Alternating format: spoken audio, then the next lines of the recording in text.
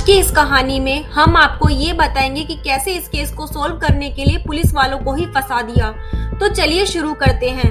मोहब्बत की नगरी आगरा में हुए एक ब्लाइंड मर्डर ने खलबली मचा दी। यह उस समय का बहुत चर्चित और जघन्य अपराध था। वाकया 9 साल पहले की एक सर्द शाम का है। 15 मार्च 2013 को शाम 7 बजे के आगरा के पुलिस कंट्रोल रूम में फोन आता है। सूचना ये आई कि दयालबाग खेल गांव के पास एक लावारिस ऑल्टो कार खड़ी हुई है। कार का रंग लाल था। कार काफी देर से खड़ी हुई है। सूचना वायरलेस पर प्रसारित हुई। उस इलाके के बीट सिपाही को ये सूचना मिली। खेल गांव और दयालबाग का नाम सुनकर वह सीधे मौके पर पहुंच गए। गाड़ी लॉक थी। काफी कोशिशों के बाद भी नहीं खुली तो सिपाही ने किसी चाबी वाले को बुलाया। करीब आधे पौने घंटे लगा, तब जाकर गाड़ी को खोला गया। ड्राइविंग सीट की बगल वाली सीट पर एक कागज पड़ा हुआ था। उसमें एक मोबाइल नंबर लिखा था। कार को एक बारी देखने पर ऐसा बिल्कुल भी नहीं लग रहा था कि इसमें किसी तरह का कोई हादसा हुआ है। मोबाइल नंबर के अलावा कोई ऐसी चीज भी नहीं मिली जिससे कुछ सुराग लग सके। तो सिपाहियों ने तत्काल कागज पर लिखे मोबाइल नंबर पर फोन मिला दिया। पता चला कि कार के मालिक ऋषिपाल शर्मा हैं। उनको बताया गया कि उनकी गाड़ी इस तरह से दयालबाग में खेल गांव के पास खड़ी हुई है। यह सुनते ही ऋषिपाल को सदमा सा लग गया। पाल ने बताया कि लाल रंग की यह गाड़ी उनकी 23 साल की बेटी नेहा शर्मा इस्तेमाल करती है और आज सुबह वो ही ये कार लेकर घर से कॉलेज के लिए गई थी। वह शाम 5 बजे तक घर आ जाती है, लेकिन उस दिन वह देर शाम तक घर नहीं पहुंची थी। उसकी माँ भी मौके पर पहुंची। लोगों ने बहुत कोशिश की, लेकिन पता नहीं चल पाया कि आखिर कार यहाँ कैसे पहुंची थी। थाने पर घर वालों ने बताया कि नेहा आज सुबह अपने कॉलेज दयालबाग एजुकेशन इंस्टीट्यूट में गई हुई थी। वह पीएचडी की स्कॉलर थी। दोस्तों, निर्भया कांड के चलते माहौल उस समय बहुत ज्यादा खराब था। मामले की गंभीरता को देखते हुए आगरा के सारे बड़े पुलिस ऑफिसर मौके पर पहुंच गए। इस बीच मां ने बताया कि शाम 6 बजे से वह नेहा के मोबाइल पर 50 फोन कर चुकी हैं, लेकिन फोन नहीं उठ रहा था। अभी थोड़ी देर पहले फोन उठा और एक लड़के ने बताया कि नेहा दीदी तो सदर बाजार गई हैं, लेकिन उसकी मां ने इससे पहले कुछ पूछ पाती कि तुम कौन हो, तुम्हारे पास नेहा का फोन कैसे आया, नेहा सदर बाजार किस लिए गई है, वह फोन क्यों साथ लेकर नहीं गई। उधर से फोन कट गया। करीब आधा पौना घंटे तक फिर कई बार फोन किया गया, लेकिन उनको उस फोन से दोबारा कोई रेस्पॉन्स नहीं आया। आधा घंटे बाद उस लड़के ने फोन उठाया और कहा कि आंटी, नेहा दीदी तो मूवी का टिकट लेने के लिए लाइन में खड़ी है, इसलिए अपना मोबाइल उन्होंने मुझे दे दिया है। माँ बार बार पूछती रही कि तुम कौन हो, नेहा किस मूवी का टिकट ले रही है, वह कौन से थिएटर में है, पर उस लड़के ने कोई जवाब नहीं दिया और एक बार फिर फोन कट गया। इसके बाद नेहा की माँ ने करीब 20 बार फोन मिलाया, पर फोन नहीं उठा और थोड़ी देर बाद स्विच ऑफ हो गया। ये बात पुलिस अधिकारियों को बताई गई। पुलिस अफसर घर वालों से कहते हैं कि अगर नेहा का किसी से प्रेम संबंध है तो आप वो बताइए। हो सकता है कि वह उसके साथ मूवी देखने गई हो। किसके साथ आती जाती थी, आप लोगों को किसी पर शक हो तो बताइए। संबंध है, किस तरह की बातें पूछी जाने लगी। पुलिस ने अलग अलग एंगल से पूछताछ की, पर कोई सुराग नहीं लग पा रहा था। एक जवान लड़की के इस तरह से गायब हो जाने से पूरे पुलिस महकमे में हड़कंप मच गया।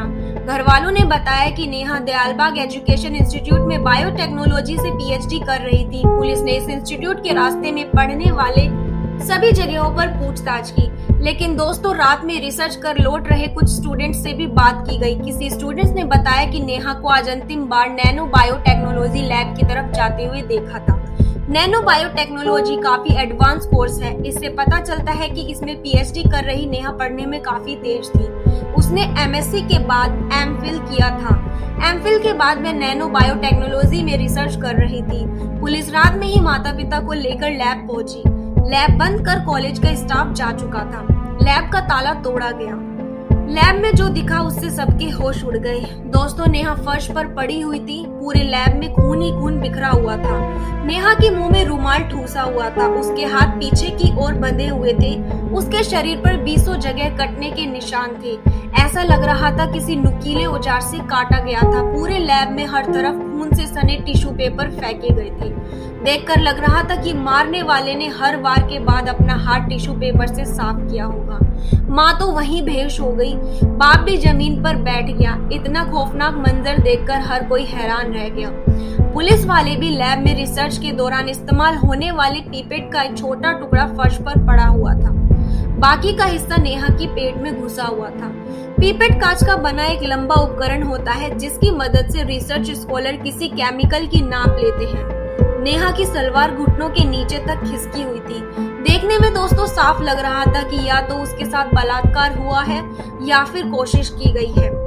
लैब में इस तरह एक जवान लड़की की लाश मिलने की खबर पूरे शहर में आग की तरह फैल गई। पुलिस ने मौके से सबूत इकट्ठा करने के बाद लैब को सील कर दिया गया। नेहा की बॉडी को पोस्टमार्टम के लिए भेज दिया। निर्भया कांड को लोग अभी भूले ही नहीं थे। ऐसे में 16 मार्च की सुबह जब ये मर्डर आगरा के अखबारों की सुर्खियां बनी तो लोगों का गुस्सा भड़क उठा। सभी स्कूल कॉलेज के छात्र छात्राएं सड़क पर आ गए। महिलाओं के संगठनों ने विरोध प्रदर्शन शुरू कर दिया। हत्यारों को पकड़ने और उन्हें कड़ी से कड़ी सजा देने की मांग जोर पकड़ने लगी। नेहा के कत्ल को 3 दिन हो चुके थे। पुलिस ने नेहा के साथ पढ़ने वाले सभी लोगों की सूची बनाई। नेहा और उसके सभी दोस्तों, चाहे वह लड़का हो या लड़की, सभी के मोबाइल का CDR कॉल डिटेल यानी कि कॉल डिटेल रिकॉर्ड निकाला जाने लगा। कॉलेज कैंपस के भीतर बायोटेक्नोलॉजी डिपार्टमेंट और उसके भीतर मौजूद लैब में रिसर्च स्कॉलर का शव मिलने से पुलिस के पास ज्यादा स्कोप नहीं था कि वह बाहर पूछताछ के लिए भटके। इसलिए पुलिस नेहा के साथ पढ़ने वाले लोगों से पूछताछ पर ही ज्यादा जोर दे रही थी। डी जोन और DIG रेंज ने मिलकर पुलिस अफसरों की एक बड़ी टीम बनाई। आसपास के जिलों से भी क्राइम में रुचि रखने वाले कुछ इंस्पेक्टर्स और सब इंस्पेक्टर्स इस काम में लगाए गए। सादे कपड़ों में भी कुछ पुलिसकर्मी कॉलेज कैंपस में भी तैनात किए गए ताकि कुछ सुराग हाथ लग सके। इस बीच नैनो बायोटेक्नोलॉजी डिपार्टमेंट के एक प्रोफेसर ने पुलिस को बताया कॉलेज में कंस्ट्रक्शन का काम करा रहे ठेकेदार विशाल शर्मा के कपड़ों पर खून के दाग देखे गए हैं। प्रोफेसर को ये जानकारी विशाल शर्मा के घर के पास रहने वाले बच्चों ने दी थी। डर की वजह से बच्चे पुलिस के पास नहीं गए। दूसरी बात उन्होंने बताई कि विशाल के साइकिल में भी खून के धब्बे लगे हुए थे। पुलिस को लगा कि हमारा काम तो हो गया। विशाल शर्मा उठाया गया और थाने पर लाया गया। वाकई में उसके शर्ट, जूते और साइकिल पर लाल धब्बे पड़े हुए थे। इन धब्बों को पानी से धोकर छुड़ाने की कोशिश की गई थी। पुलिस ने पूछताछ शुरू की। उसने बताया कि साहब, हम ठेकेदार हैं, हम तमाम इमारतों में पेंटिंग्स का काम भी करते हैं, ये निशान पेंट के ही हैं। लेकिन पुलिस कुछ भी सुनने को तैयार नहीं थी।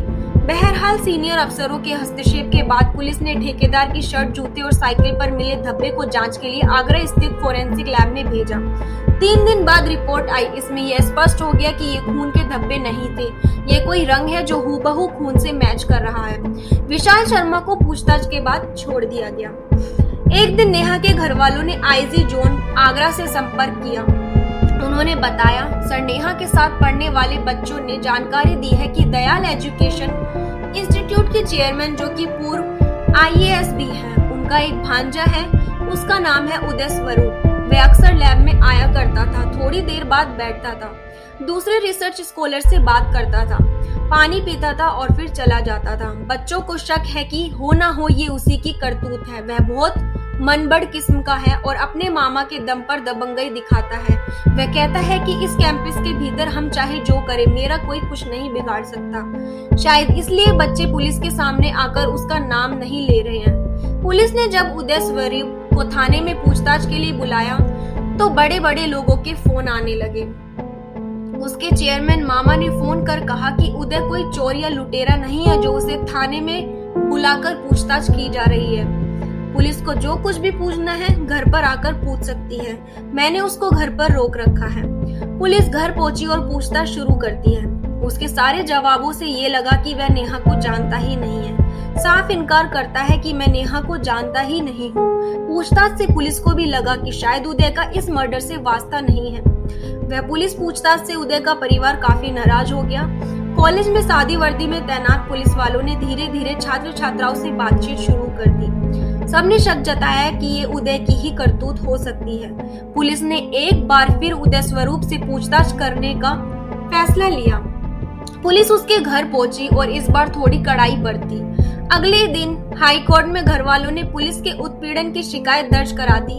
एक रिट लगा दी गई। इसी बीच नेहा की पोस्टमार्टम रिपोर्ट भी आ गई। इसमें 2 बड़ी बातों का खुलासा हुआ। पहला यह है कि नेहा की हत्या से पहले उसे क्लोरोफॉर्म सुंघाकर बेहोश किया गया। नेहा के साथ बलात्कार हुआ या नहीं, इसको लेकर रिपोर्ट में कुछ स्पष्ट नहीं किया गया। गोलमाल बातें बताई गई, मसलन स्लाइड ली गई, जांच के लिए भेज दी गई, आने पर बताया जाएगा, ये बोला गया। कत्ल के 15 दिन बाद यानी 29 मार्च को पुलिस एक बार फिर बायोटेक्नोलॉजी लैब गई। पुलिस ने वहां 2 सीसीटीवी कैमरे लगवाए ताकि हर एंगल से जांच कवर हो सके। लैब में मौजूद उपकरणों पर धूल जम गई थी, उसे कागजों में इकट्ठा किया जाने लगा। खून सूख चुका था, इसलिए फर्श को साफ किया जाने लगा। करीब 2.5 घंटे तक पुलिस ने साफ सफाई की और इस दौरान जो भी सामान मिला यानी कूड़ा करकट, किसी उपकरण का पार्ट, धूल आदि सब अलग अलग पैकेटों में इकट्ठा कर लिया गया। लैब के सभी उपकरणों पर मौजूद फिंगरप्रिंट्स भी ले लिए गए।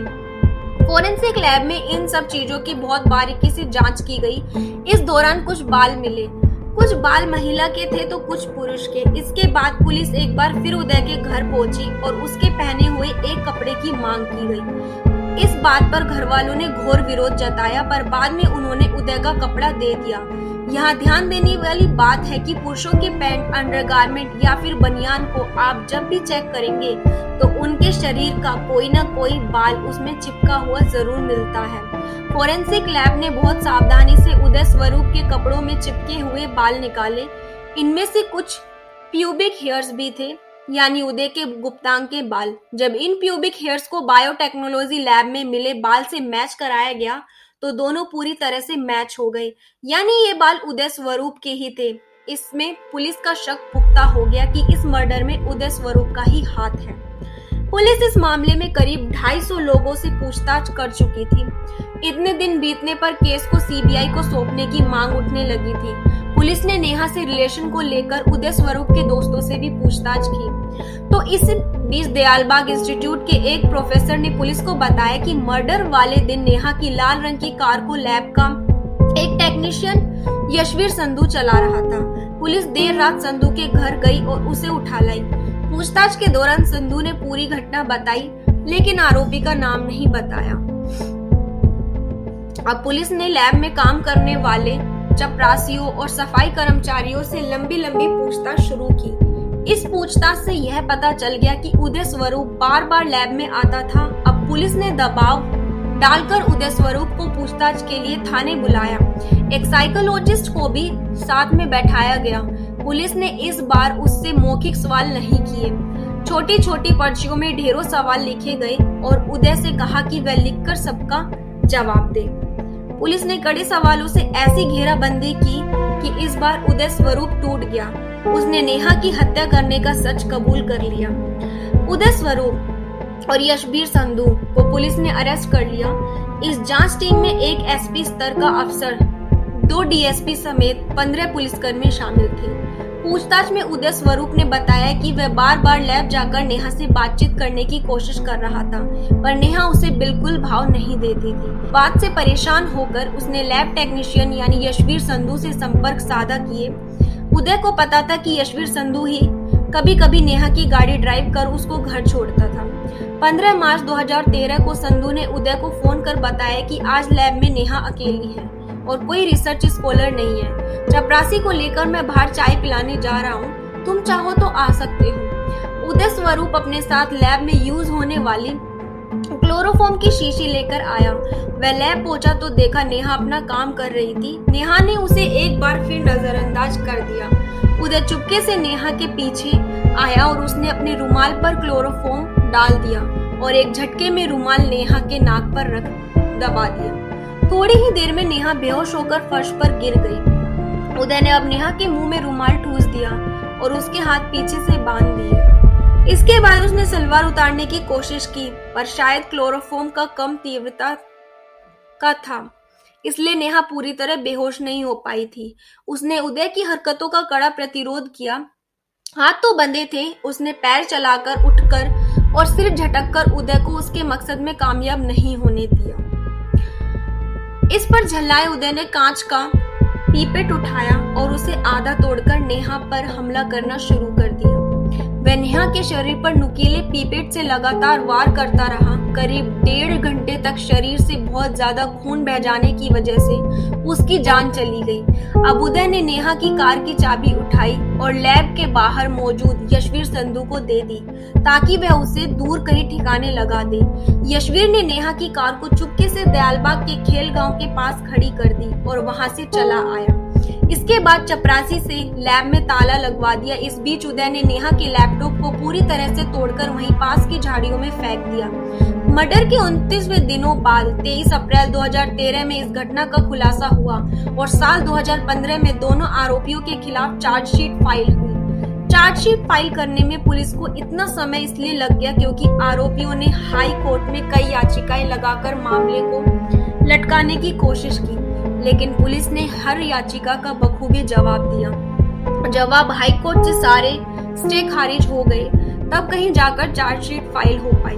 फिलहाल मामले की सुनवाई कोर्ट में चल रही है। उदय स्वरूप और यशवीर संधू 9 सालों से जेल में बंद हैं। नेहा के घर वाले लंबे समय से न्याय का इंतजार कर रहे हैं, पर अब तक दोषियों को सजा नहीं मिल पाई है। दोस्तों, आपका इस पर क्या कहना है? क्या यहाँ पर पुलिस कर्मियों ने इस केस को अपनी सूझबूझ के साथ सोल्व किया या नहीं? आप हमें कमेंट करके जरूर बताएं। साथ ही हमारे चैनल को सब्सक्राइब और वीडियो को लाइक जरूर करें